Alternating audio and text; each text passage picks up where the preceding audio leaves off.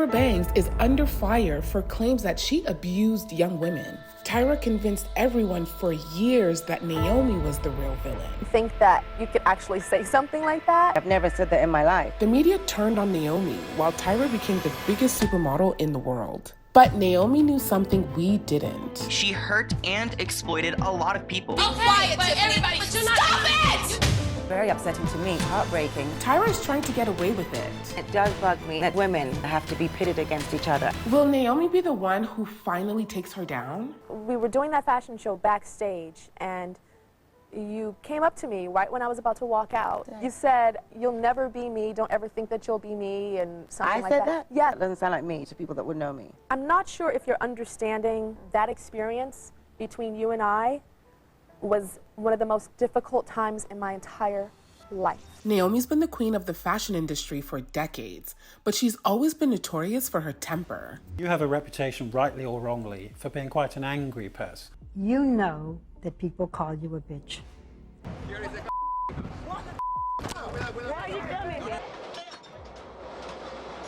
And when Tyra shared the stage with Naomi for the first time, that anger was on full display. And I called my aunt. I said, "She's right behind me. Oh my gosh, she's so beautiful. She's right here. Can you believe it? Can you believe it? Can you believe it?" But Naomi, do you remember what you said to me? What did I say? You said, "I heard you talking about me."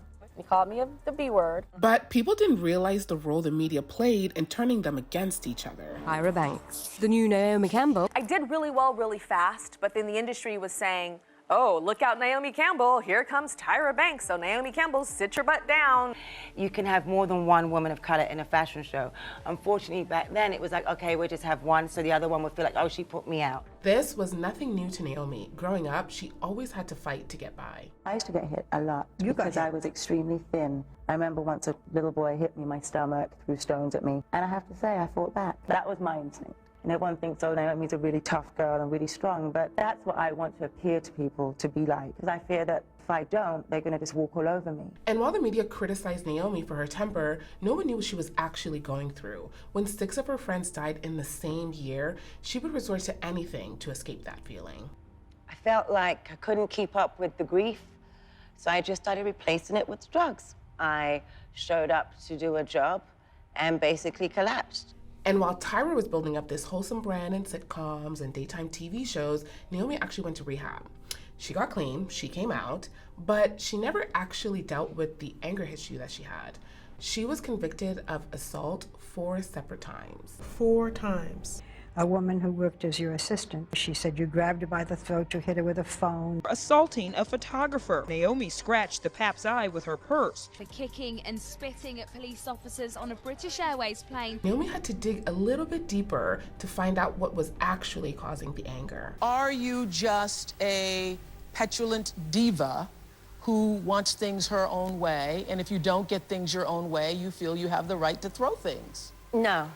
I think it comes from a deeper place than that with me. Being abandoned? Being abandoned. That's what I mean. That's what my core issues are, abandonment and rejection. I do feel that I abandoned her.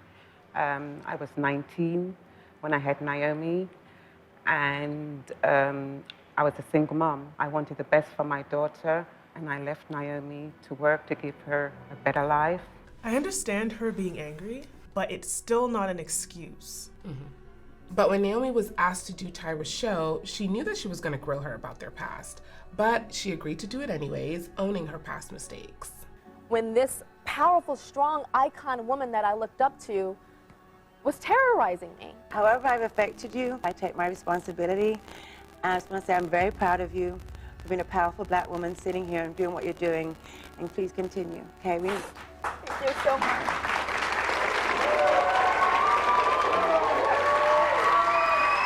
Naomi, thank you so much for saying that. You have no idea what my heart is doing now. Thank you so much. I think it's a hard thing for people to villainize you publicly and then to be able to just like hold that and apologize. Yeah, but that wasn't the whole story with Tyra. After she painted herself as a victim to Naomi's bullying, another side of her was revealed when she was hosting America's Next Top Model. I've been through stuff, so I'm angry. Yes, but it's not, this is not, be okay, quiet, but Tiffany. Be don't quiet! But you're not. Stop it! I have never in my life yelled at a girl like this.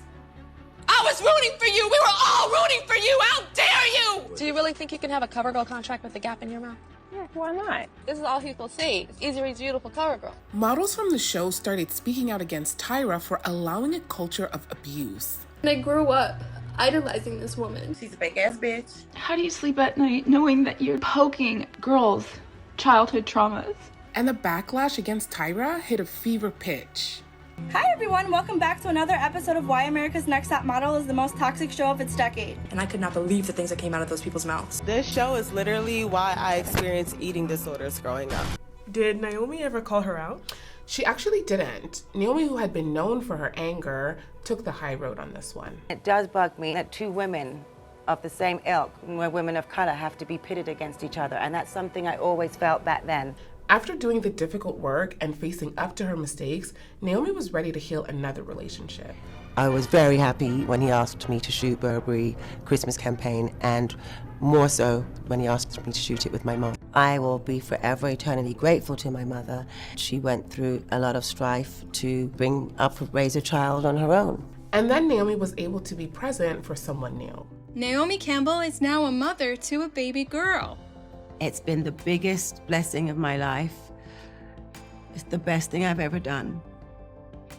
And she's amazing. She still maintains herself as an icon, and I think it's because she took that time to intentionally take accountability for the way that she treated others. I've made plenty of mistakes. I'm a human being. I'm a work in progress. But I can own my mistakes. It's not about me. My daughter's the boss. I live for her. And she comes first.